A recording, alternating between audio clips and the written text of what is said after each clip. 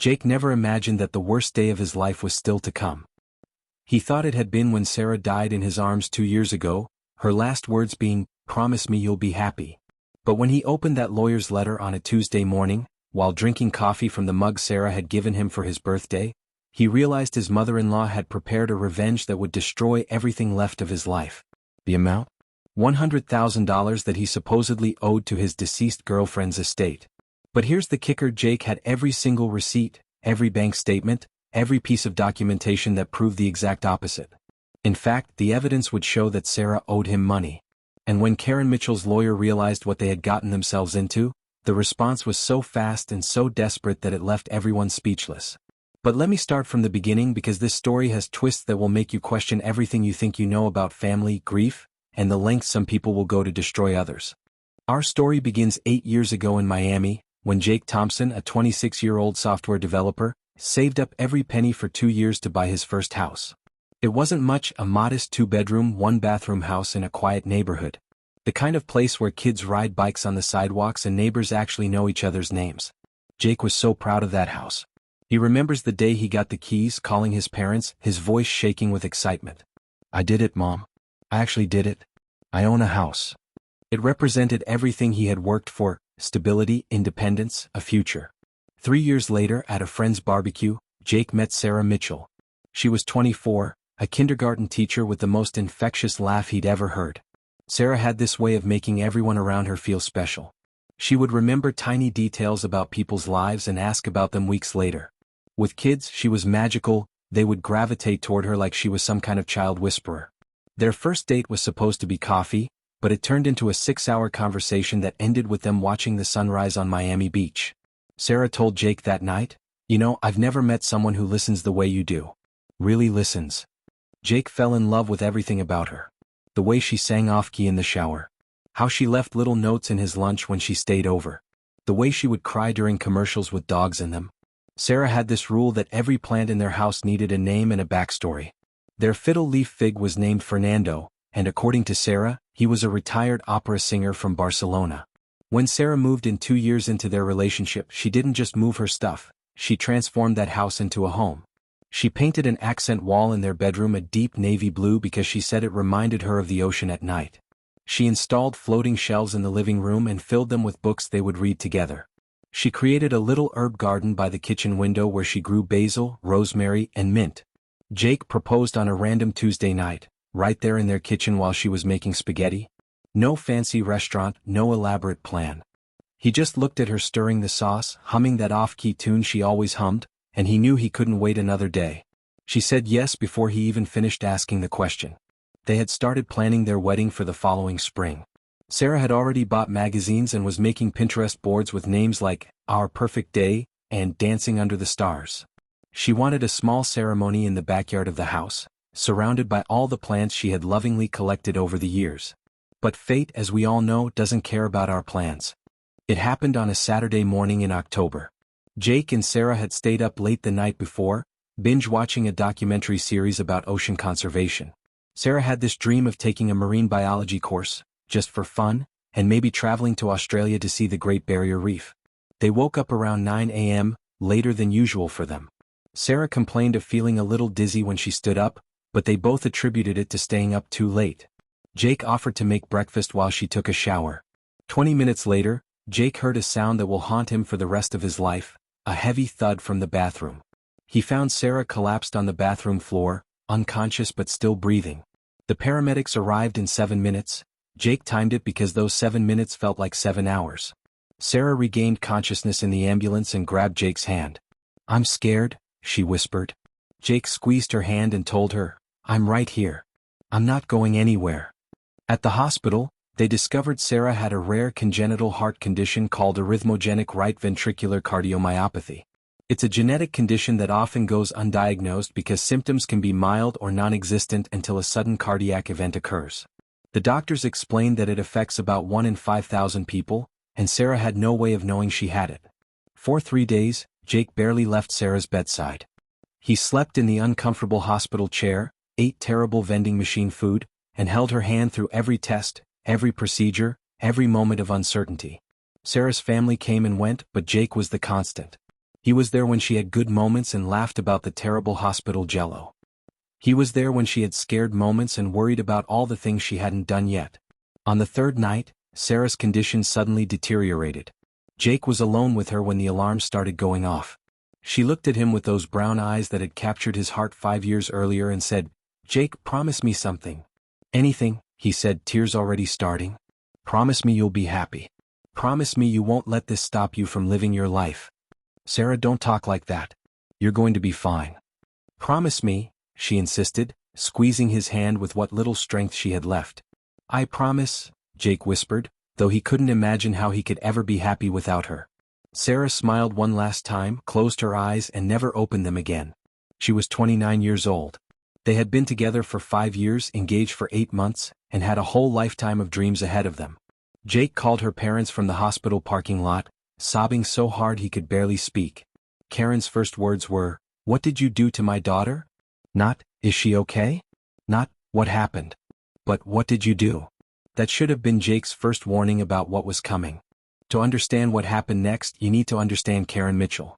Sarah's mother had always been what you might diplomatically call difficult. But Jake learned over the years that Karen wasn't just difficult, she was toxic, manipulative, and had an almost pathological need to control everyone around her. From the very first time Jake met her 7 years ago, Karen made it crystal clear that he wasn't welcome. Jake still remembers that first Sunday dinner. He had been nervous, wanting to make a good impression on Sarah's family. He brought flowers for Karen and a bottle of wine for Robert, Sarah's father. He dressed nicely, arrived on time, and was polite and respectful throughout the evening. But Karen spent the entire dinner making passive-aggressive comments. When Sarah mentioned that Jake was a software developer, Karen said, "Oh, one of those computer people. I suppose that pays well enough." When Jake complimented the meal, Karen replied, "Well, I suppose you're not used to home-cooked food, living alone and all." The worst part was watching how it affected Sarah. Jake could see her getting more and more tense as the evening went on, trying to redirect conversations and smooth over her mother's rudeness. After dinner, while Jake was helping Robert with the dishes, he overheard Karen in the next room telling Sarah, "I just don't understand what you see in him, honey. He seems ordinary. You could do so much better. You're young and beautiful, and you're settling for the first man who pays attention to you." Robert, who had overheard the same conversation, looked at Jake apologetically. "Don't take it personally, son. Karen has never thought anyone was good enough for Sarah. She did the same thing to her older daughter's husband, and now they barely speak to us." But it wasn't just that first dinner. For 7 years, Karen found ways to undermine Jake at every family gathering.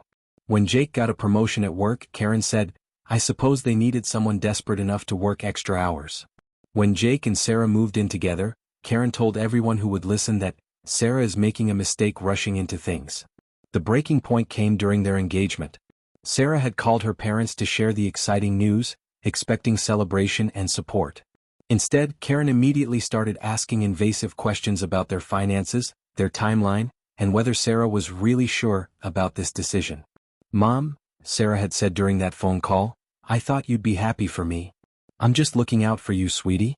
Marriage is a big decision, and I want to make sure you're not making it for the wrong reasons." Sarah hung up that night in tears. "She makes me feel like I can't do anything right," she told Jake. "Like every choice I make is wrong." Jake held her while she cried and made a decision that night. "Sarah, if your mom can't be supportive of our relationship, then maybe we need to limit how much we involve her in our lives." Sarah agreed, and they started seeing her family less frequently. This, of course, made Karen even more resentful toward Jake. In her mind, he was the one driving a wedge between her and her daughter. What Jake didn't know at the time was that Karen had been telling people, neighbors, friends from church, even some of Sarah's co-workers, that Jake was controlling, and that she was worried about Sarah. She was building a narrative that Jake was somehow bad for her daughter, despite zero evidence to support this claim. Robert and Sarah's 2 siblings, her older sister Emma and younger brother David, all loved Jake and thought he was perfect for Sarah. They saw how happy he made her, how he supported her dreams, how he was always there for her. But Karen either ignored their opinions or tried to convince them they were wrong. The truth was, Karen had a pattern of this behavior. She had done the same thing to Emma's husband, Mark, and to David's ex-girlfriend, Jessica. Anyone who took attention away from Karen became a target. She needed to be the center of her children's lives, and romantic partners threatened that position. But with Jake, her hostility went deeper. Maybe it was because Sarah was her youngest, or maybe it was because Sarah and Jake's relationship was so obviously strong and healthy that it threatened Karen's narrative that her children needed her to make good decisions. Whatever the reason, Karen's dislike of Jake had evolved into something much darker over the years. Sarah's funeral was held on a Thursday morning at St. Michael's Catholic Church, the same church where Sarah had gone to elementary school and where she had volunteered to help with the children's Christmas pageant every year. Jake had spent the 3 days between Sarah's death and the funeral in a fog of grief and logistics. He had to write an obituary, choose a casket, coordinate with the church, arrange for flowers. Robert and David helped as much as they could, but ultimately, Jake was Sarah's next of kin in everything but legal paperwork, so most decisions fell to him. The night before the funeral, Jake sat in their bedroom, his bedroom now, surrounded by photo albums, trying to choose pictures for a memorial display. Every photo told a story. There was Sarah at her college graduation, beaming with pride. Sarah and Jake at a friend's wedding, dancing and laughing. Sarah in their garden, covered in dirt and grinning as she planted tomatoes. Sarah with her kindergarten class on the last day of school, surrounded by tiny humans who adored her. Jake barely slept that night. He kept reaching for Sarah's side of the bed, forgetting for just a moment that she wasn't there anymore. The funeral service was beautiful and heartbreaking. Their pastor, Father Martinez, spoke about Sarah's love for children, her volunteer work at the church, and the joy she brought to everyone who knew her. Jake spoke about their plans, their dreams, and how Sarah had made him a better person. There wasn't a dry eye in the church. After the service, everyone gathered at the cemetery for the burial. It was a perfect October day, sunny and warm, the kind of weather Sarah would have loved. Jake stood at the graveside, supported by his parents who had flown in from Oregon, feeling like he was living in someone else's nightmare. That's when Karen made her move. As they were lowering Sarah's casket into the ground, Karen suddenly pushed through the crowd of mourners and pointed her finger directly at Jake. In a voice loud enough for everyone to hear, she screamed, "You killed my daughter. It's your fault she died." The silence that followed was deafening. 100 people, family, friends, Sarah's co-workers, former students' parents, all stared in shock. Robert immediately grabbed his ex-wife's arm and tried to pull her away, but Karen wasn't finished. "She was fine before she met you," Karen continued, her voice getting higher and more hysterical. "She never had health problems. You stressed her out. You probably knew she was sick and didn't do anything." Emma and David were horrified. "Mom, stop," Emma pleaded. "This isn't the time or place." But Karen was beyond reason. "He's going to profit from her death. He's going to get everything that should belong to her family." Jake stood there, completely frozen. He was still processing the fact that the love of his life was being buried in front of him, and now he was being publicly accused of, what? Murder? Negligence? He couldn't even comprehend what Karen was suggesting. It was Sarah's best friend, Amanda, who finally stepped forward. "Mrs. Mitchell, you need to stop. Jake loved Sarah more than anything in the world. He took care of her. This is not his fault, and you're dishonoring Sarah's memory by doing this." Robert, with help from David and Mark, Emma's husband, managed to physically remove Karen from the graveside. As they led her away, she shouted back at Jake, "This isn't over. You'll pay for what you've done." Jake's father, a quiet man who rarely raised his voice, was shaking with anger. "Son, I'm so sorry. No one should have to deal with that, especially not today." The rest of the burial proceeded in stunned silence. Afterward, at the reception at Robert and Karen's house, Karen had locked herself in the bedroom and refused to come out. Person after person apologized to Jake for what had happened.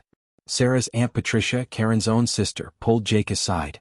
"Jake, honey, I want you to know that Karen doesn't speak for this family. We all love you and we all know how much you loved Sarah. What happened today, that was grief talking, but it was also Karen being Karen. She's always been jealous of anyone who had Sarah's attention. But the damage was done." Jake left that reception feeling like he had lost not just Sarah, but potentially her entire family. What he didn't know was that Karen's outburst had actually turned most of the family against her, not against him. 2 years passed. 2 long, difficult years of Jake learning how to live without Sarah. The first year was the hardest. Jake went through all the stages of grief, sometimes cycling through them multiple times in a single day. He kept the house exactly as Sarah had left it for months. Her coffee mug still sat in the sink. Her books were still stacked on her nightstand. Her clothes still hung in the closet. Jake's friends and family worried about him, but he wasn't ready to let go of those physical reminders. Slowly, with the help of therapy and the support of Sarah's father and siblings who stayed in regular contact, Jake began to heal. He didn't move on. You don't move on from losing your soulmate, but he learned to move forward. One of the biggest steps was finishing the mortgage payments. Jake had been aggressively paying down the principal for years, and Sarah had always supported that decision. "It'll be so nice when the house is really truly ours," she used to say. In the months after her death, Jake threw himself into work and put every extra penny toward the mortgage.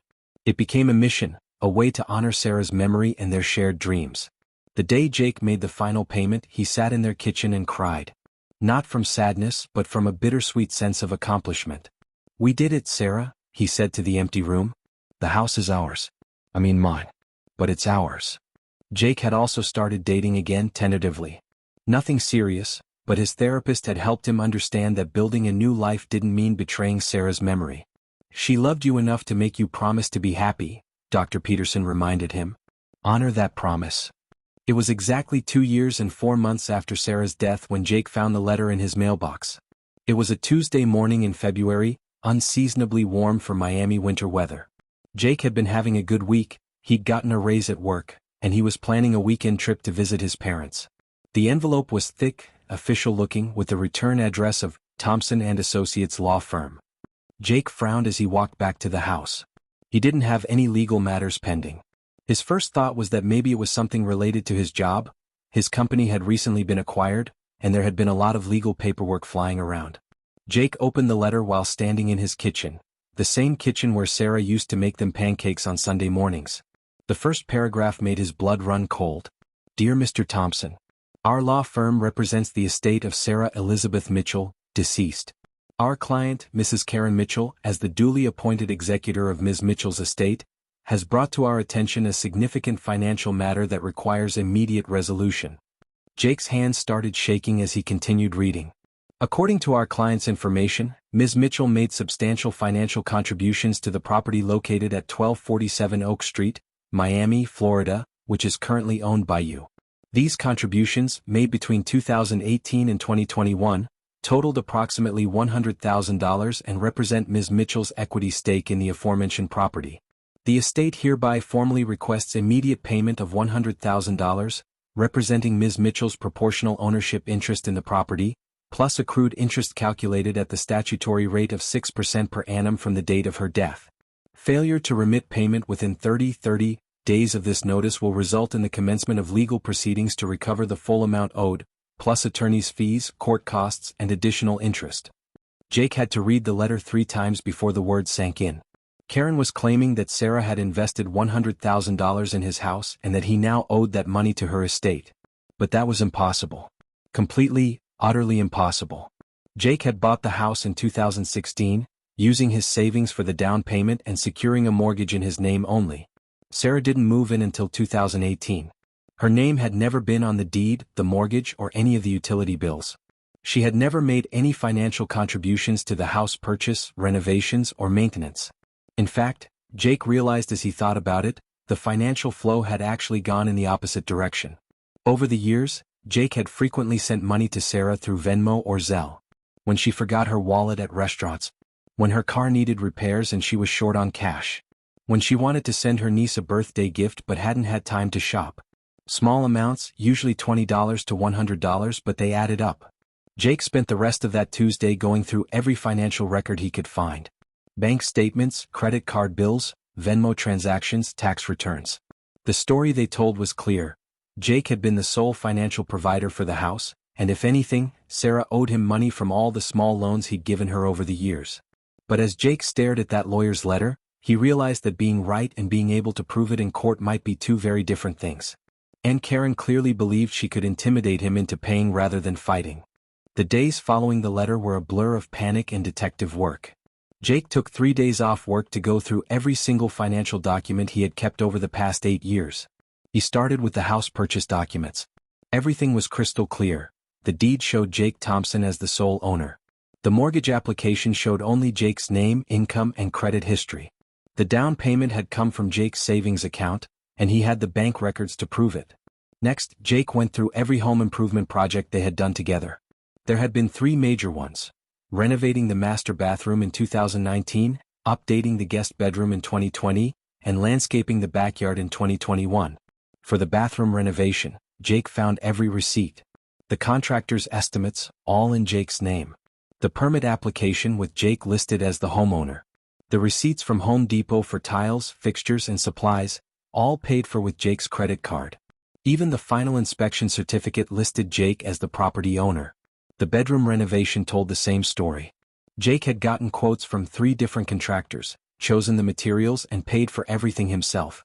Sarah had helped with the design choices. She had a great eye for color and style, but financially she hadn't contributed a penny. The backyard landscaping project was where Jake thought Karen might try to make her case. Sarah had been passionate about that project. She had researched drought-resistant plants, designed the layout, and spent hours working in the dirt to plant everything. But when Jake looked at the receipts, the story was the same. Every plant, every bag of soil, every gardening tool had been purchased by Jake. Jake even found Sarah's text messages from during that project, saved in their shared Google Photos account. In one she had written, "Babe, thank you so much for letting me go crazy with the garden design. I know this is your house, but you always make me feel like it's our home." That text message broke Jake's heart all over again, but it also proved something important. Sarah herself had acknowledged that it was Jake's house. As Jake dug deeper into their financial history, a clearer picture emerged.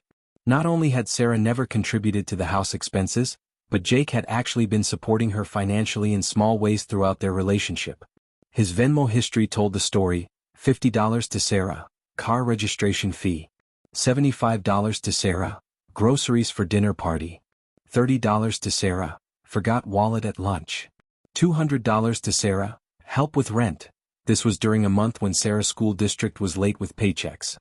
$100 to Sarah, birthday gift for your mom. The irony of this particular transaction wasn't lost on Jake. Over 5 years, Jake calculated that he had sent Sarah approximately $3,500 in these small transfers, none of which had ever been paid back. He wasn't keeping track because they were partners, and he was happy to help when Sarah needed it. Jake also realized that Karen's claim made no logical sense from a timeline perspective. Sarah had been a kindergarten teacher earning about $35,000 per year. After taxes, rent for her apartment before moving in with Jake, car payments, student loans and living expenses, there was no way she could have saved $100,000 to invest in a house. Moreover, if Sarah had invested $100,000 in the house, where would that money have come from? She had moved in with Jake in part because she was struggling to afford her own place. Her student loan debt was substantial. She drove a used Honda Civic that was constantly needing repairs. But here's what really worried Jake. He realized that Karen might have convinced herself that her story was true. During one family dinner, Jake remembered Sarah mentioning that her mom had made some comment about how Sarah was building equity by living with Jake. At the time, they had laughed it off as Karen misunderstanding how homeownership works. But what if Karen had developed this fantasy over time and now genuinely believed it was real? The more Jake thought about it, the more he realized this wasn't just about money. This was Karen's way of staying connected to Sarah after death, of maintaining control over a situation where she had been largely excluded. By claiming ownership of Jake's house, she was also claiming ownership of the life Sarah had built with Jake. That Thursday night, Jake called Robert to get his perspective on the situation.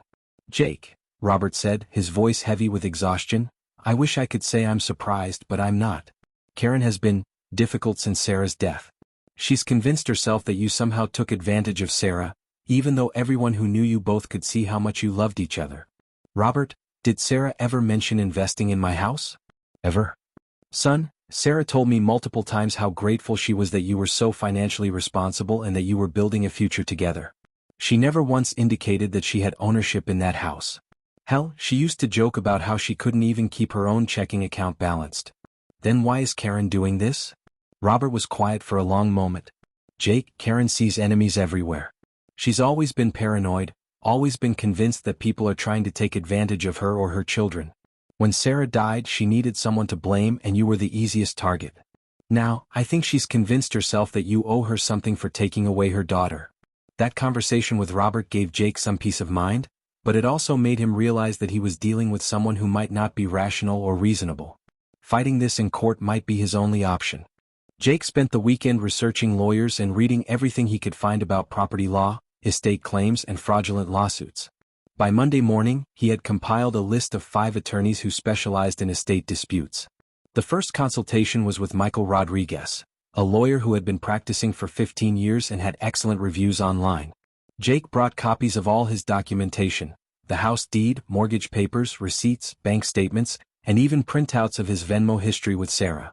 Michael listened to Jake's story without interrupting, occasionally taking notes or asking for clarification. When Jake finished, Michael leaned back in his chair and shook his head.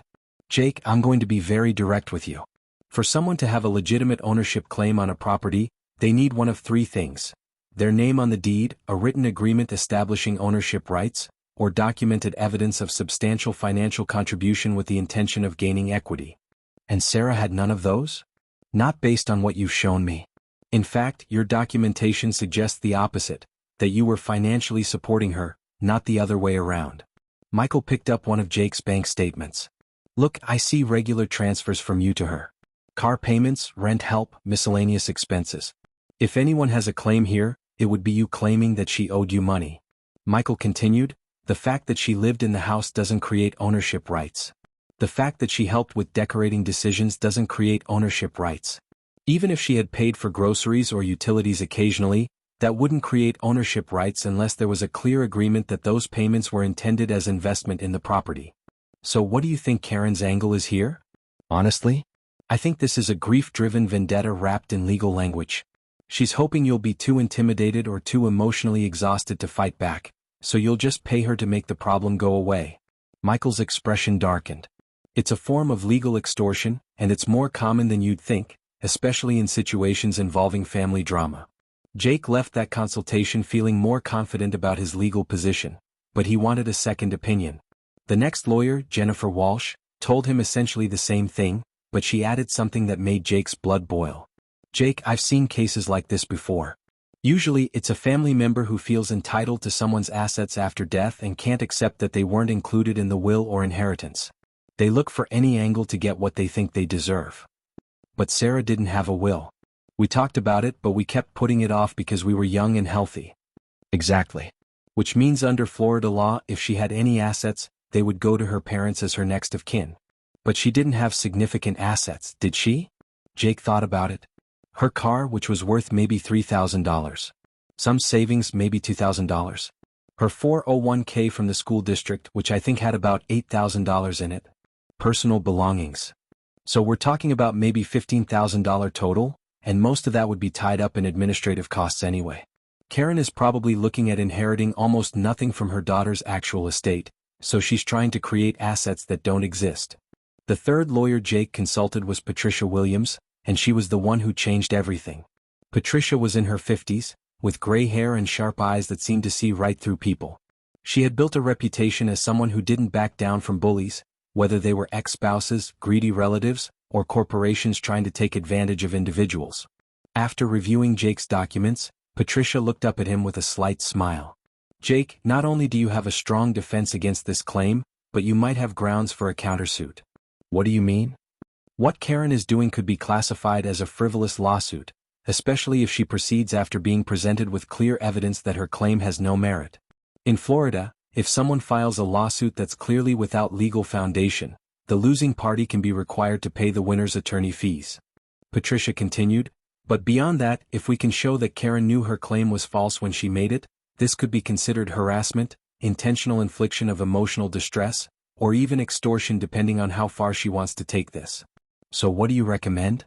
"I'm going to write a response to her lawyer that will make it very clear what the consequences will be if they proceed with this action. Most attorneys won't continue to represent a client once they realize the claim is baseless and could result in sanctions." Patricia explained her strategy. "First, I'll lay out all the evidence showing that you were the sole owner of the property and that Sarah never made any financial contributions. Second, I'll point out that the evidence actually shows financial transfers flowing from you to Sarah, not the other way around. Third, I'll make it clear that if they proceed with this frivolous action, we'll seek reimbursement of all attorney fees and potentially file our own lawsuit for harassment and emotional distress." "And you think that will end it?" "Jake, most of these intimidation attempts rely on the victim being too scared or too broke to fight back. When people realize they're dealing with someone who has good legal representation and isn't going to back down, they usually fold pretty quickly." Jake hired Patricia on the spot. Patricia didn't waste any time. Within 48 hours of Jake hiring her, she had crafted a legal response that was both comprehensive and devastating. She called Jake before sending it to walk him through each section. "Jake, I want you to understand exactly what this letter is going to accomplish. I'm not just defending you, I'm going on the offensive." The letter began with a formal response to Karen's claim. "We represent Jake Thompson in response to your letter dated February 15th regarding the estate of Sarah Mitchell. After thorough review of all relevant documentation, we must inform you that your client's claim is entirely without merit and appears to be based on a fundamental misunderstanding of property law." Patricia then systematically dismantled Karen's case. "Our client purchased the property at 1247 Oak Street in 2016, prior to beginning his relationship with Ms. Mitchell. The deed shows Mr. Thompson as the sole owner. The mortgage was obtained solely in Mr. Thompson's name, using only his income and credit history. The down payment came entirely from Mr. Thompson's personal savings account, as documented by bank records. Ms. Mitchell moved into the property in 2018, 2 years after the purchase, as Mr. Thompson's girlfriend and later fiancée. She never made any financial contributions toward the purchase price, mortgage payments, property taxes, insurance, or major improvements. Her name appears on no legal documents related to the property." But then Patricia went further. "In fact, our review of financial records shows that the flow of money during their relationship was predominantly from Mr. Thompson to Ms. Mitchell. Bank records and electronic payment histories show approximately $3,500 in transfers from Mr. Thompson to Ms. Mitchell over the course of their 5-year relationship, including assistance with car repairs, rent payments, and personal expenses. None of these amounts were ever repaid. Should your client wish to pursue this matter, we are prepared to file a counterclaim for the return of these funds, plus interest and attorney fees." Then came the section that really got Patricia excited. "We must note that this claim appears to be entirely frivolous and without any basis in law or fact. Under Florida Statute 57.105, parties who pursue claims that are not supported by material facts or good faith argument for extension of existing law may be subject to sanctions, including payment of the opposing party's attorney fees.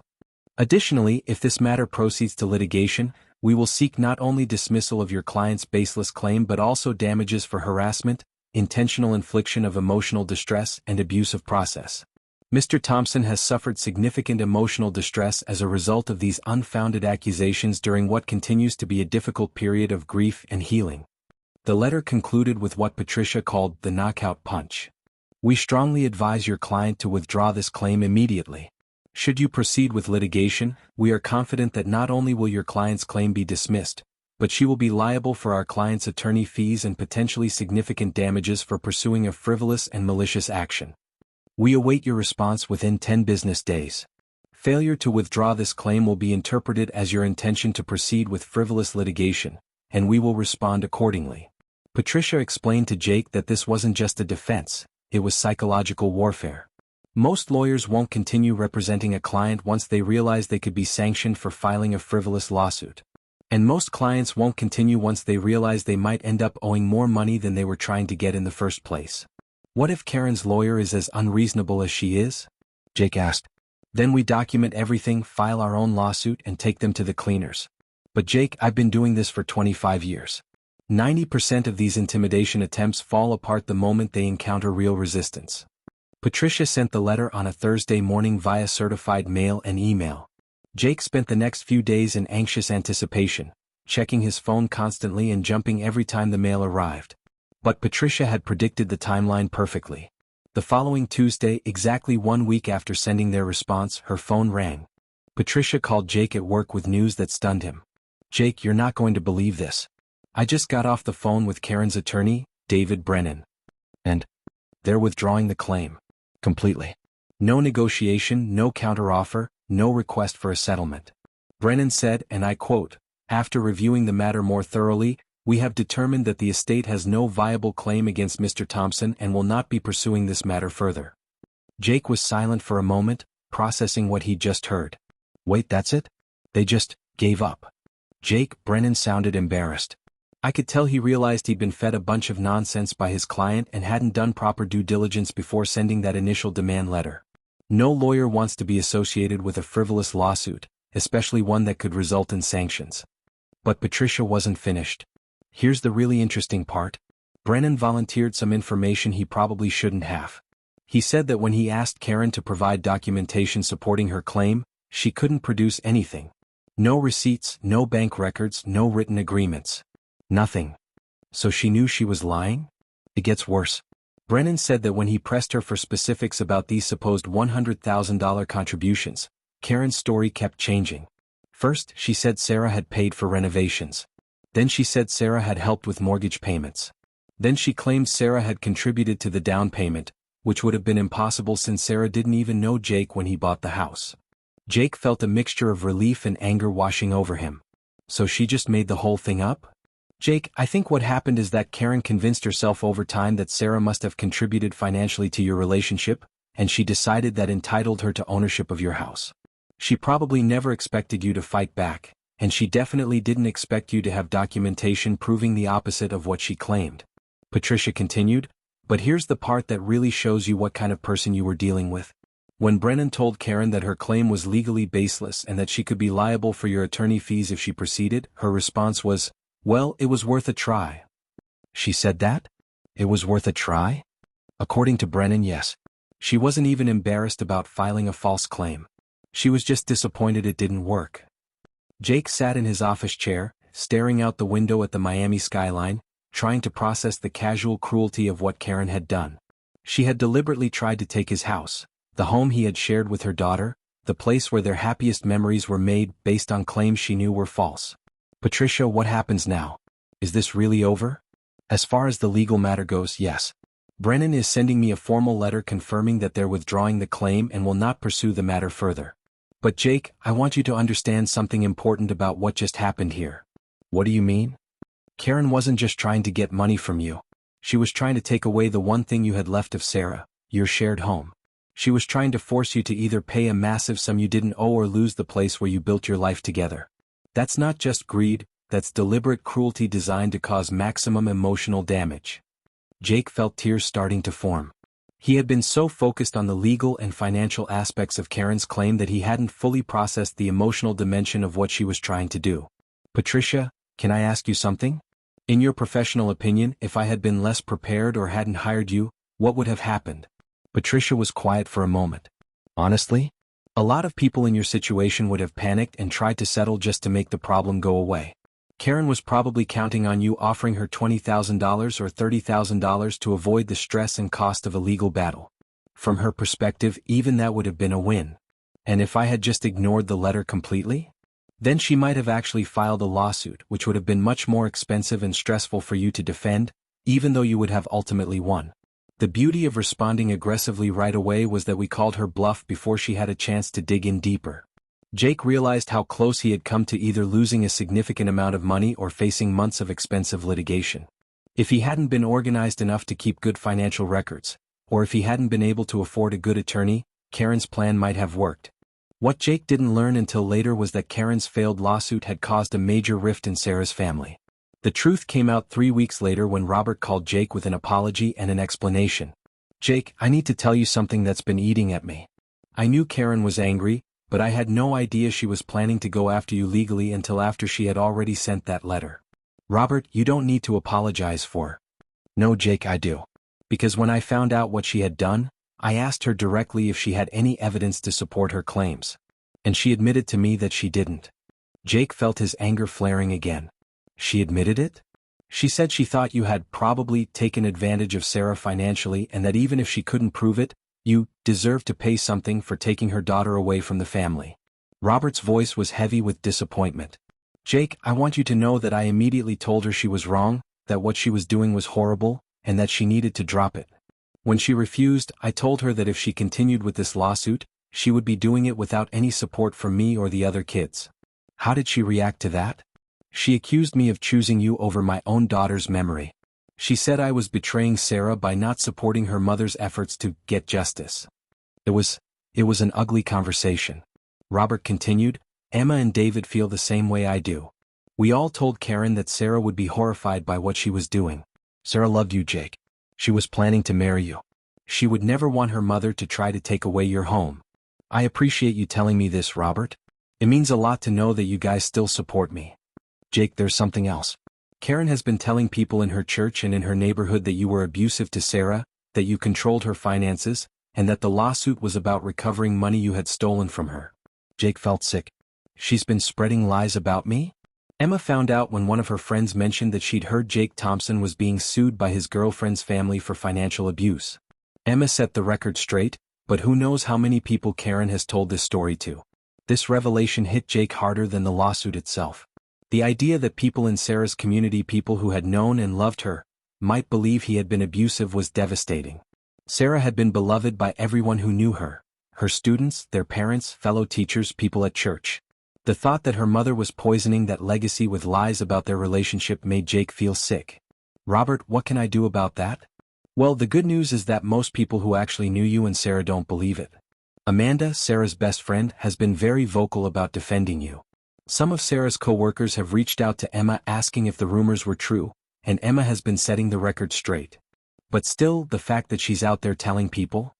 Jake, I'm going to be honest with you. Karen has burned bridges with most of the family over this. Emma hasn't spoken to her since she found out about the lawsuit. David told her that if she continued spreading lies about you, he would cut off contact completely. Even some of Karen's own friends have distanced themselves after hearing about what she did. Robert paused. The truth is, Jake, Karen has always been prone to creating drama and holding grudges. Most people who know her well recognize this behavior. It's just that this time she went too far. A few days later, Jake got a call from Emma, Sarah's older sister. Jake, I owe you a huge apology. Emma, you didn't do anything wrong. I didn't stop her either. I should have seen this coming. Mom has always been difficult when it comes to anyone dating me or my siblings. But what she did to you was unforgivable. Emma's voice was shaky with emotion. Jake, I need you to know that Sarah talked to me about you all the time. She was so happy with you. She used to say that you were the first man she'd ever dated who truly saw her for who she was and loved her exactly as she was. She said that. She said you made her feel safe, supported, and loved in a way she'd never experienced before. She was so excited about marrying you and building a life together. What Mom did, it's the opposite of everything Sarah would have wanted. Emma continued, and Jake, I want you to know that you're still family to us. David and I, Dad, all of us, we still consider you our brother. What Mom did doesn't change that. That conversation with Emma helped heal some of the emotional damage that Karen's actions had caused. Jake realized that in trying to isolate him from Sarah's family, Karen had actually isolated herself instead. 6 months after the lawsuit threat, Jake was finally able to see the situation with some perspective. The legal matter was completely resolved. Patricia had kept the formal withdrawal letter from Karen's attorney as insurance against any future claims. But the emotional impact had taken longer to process. Jake realized that Karen's attack had forced him to confront something he had been avoiding: the question of what to do with the house that held so many memories of Sarah. For 2 years, he had been living in a kind of shrine to their relationship. Sarah's books were still on the shelves, her coffee mug still in the cabinet, her garden still growing wild in the backyard because Jake couldn't bear to change anything she had planted. But fighting to keep the house had made Jake understand something important. He wasn't preserving it for Sarah's memory. He was preserving it because it represented the life they had planned to build together, and he wasn't ready to let go of that future. With the help of his therapist, Jake began to make small changes. He didn't throw away Sarah's belongings or erase her presence from the house. Instead, he started adding new elements that reflected his own growth and healing. He painted the guest bedroom that he and Sarah had renovated together. Instead of the soft blue Sarah had chosen, he painted it a warm green, still beautiful but distinctly his choice. He bought new furniture for his office and turned it into a space where he could work from home occasionally. Most importantly, he took over care of Sarah's garden. He read books about plant care, watched YouTube videos, and slowly learned to maintain the space she had created. Some plants died despite his efforts, and he replaced them with new varieties. The garden evolved, becoming something that honored Sarah's original vision while reflecting Jake's ongoing care. 8 months after the lawsuit, Jake ran into Sarah's Aunt Patricia at a grocery store. Jake, how are you doing, honey? I'm doing well, Patricia. Really well, actually. I'm so glad to hear that. You know, I've been thinking about you a lot since all that nonsense with Karen. How are you feeling about everything now that it's over?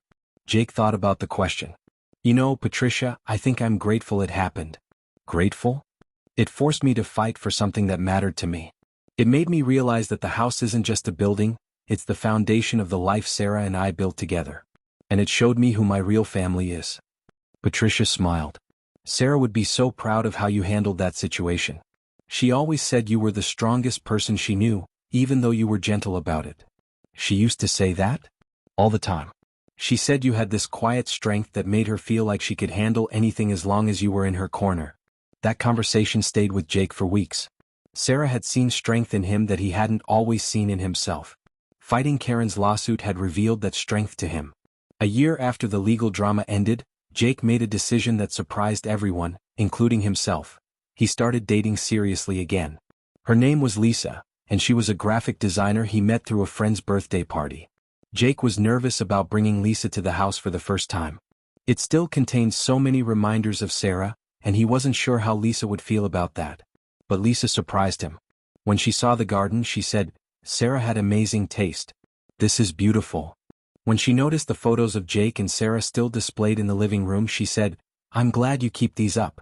She was important to you, and that's part of who you are. You're really okay with all of this?" Jake asked. "Jake, you loved her deeply and she loved you. That's not something to hide from or be ashamed of. It's actually one of the things I find most attractive about you, your capacity for deep, committed love." 6 months into their relationship, Lisa moved in with Jake. Not because she needed a place to live, but because they wanted to build a life together. They made changes to the house gradually, respectfully. Some of Sarah's things were packed away with care.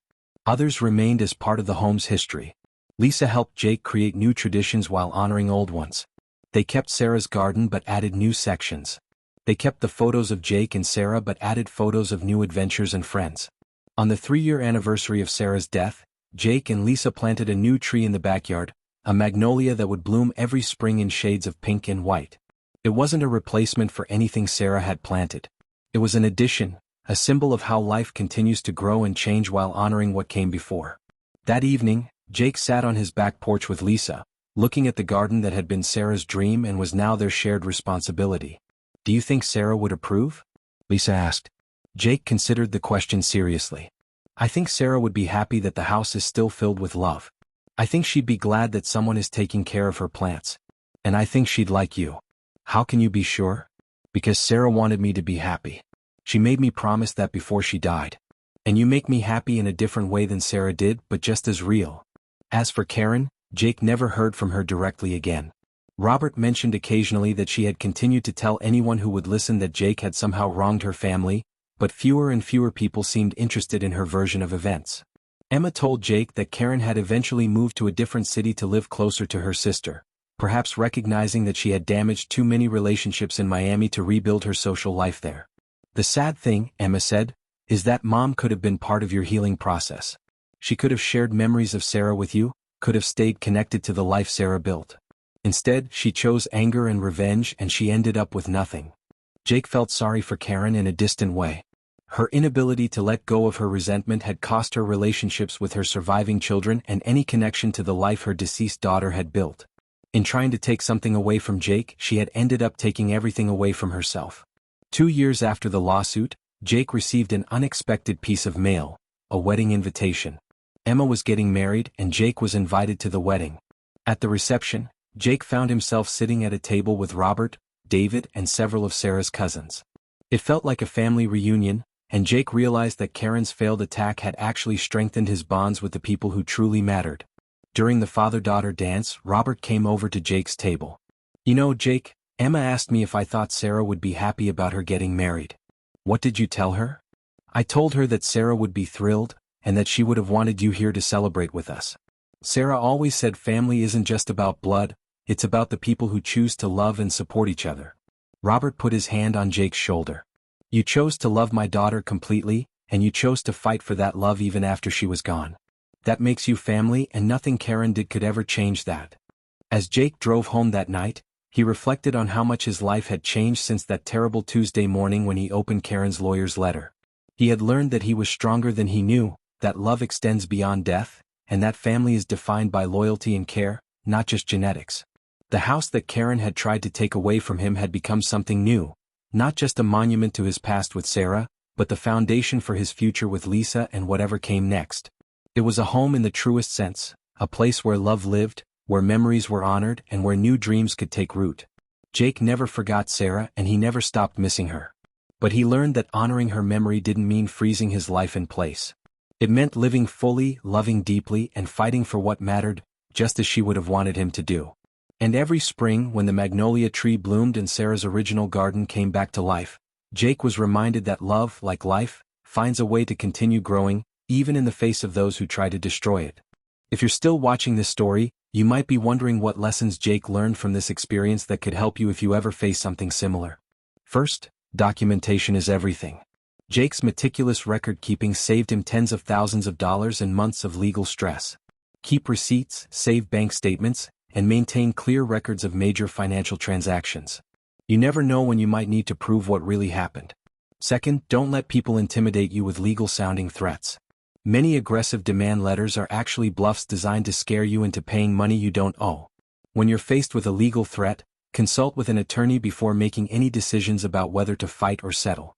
Third, sometimes the best defense is a strong offense. Patricia's aggressive response didn't just defend Jake, it made Karen's side realize they could end up owing him money if they continued their frivolous lawsuit.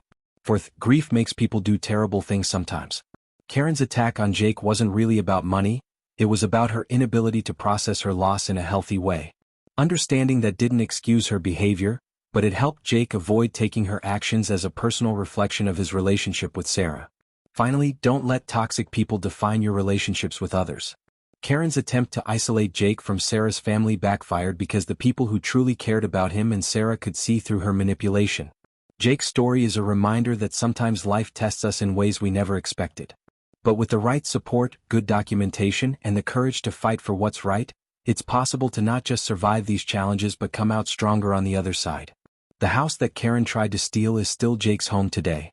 It's where he and Lisa are building their life together, where Sarah's memory is honored but not enshrined, and where love continues to grow in new and unexpected ways. Sometimes the worst attacks on our lives end up showing us exactly how strong we really are.